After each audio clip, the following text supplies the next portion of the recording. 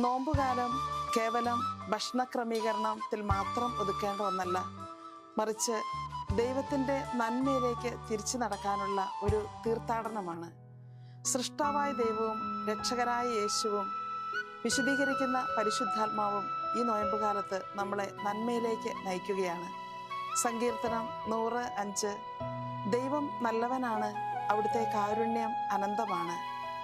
ദൈവത്തിൻ്റെ കാരുണ്യത്തിലേക്ക് നമ്മെ ഓരോരുത്തരെയും നന്മയിലേക്ക് അവിടുന്ന് നമ്മളെ നയിക്കുകയാണ്. ഒരു പിതാവ് തൻ്റെ മക്കൾ എത്ര തെറ്റ് ചെയ്താലും അവർ നല്ലവരായി തീരണമെന്ന് ആഗ്രഹിക്കുന്നത് പോലെ പിതാവായ ദൈവം നമ്മെ ഓരോരുത്തരെയും വഴി നടത്തുന്നു. രക്ഷകനായ യേശുക്രിസ്തു തൻ്റെ ജീവിതത്തിലൂടെ, പീഡാസഹനത്തിലൂടെ, മരണത്തിലൂടെയൊക്കെ നമ്മുടെ ഓരോരുത്തരുടെയും ജീവിതത്തെ ഈ നന്മയിലേക്കാണ് നയിക്കുന്നത്. വിശുദ്ധ യോഹന്നാന്റെ സുവിശേഷം അധ്യായം 10, 11 വചനം: ഞാൻ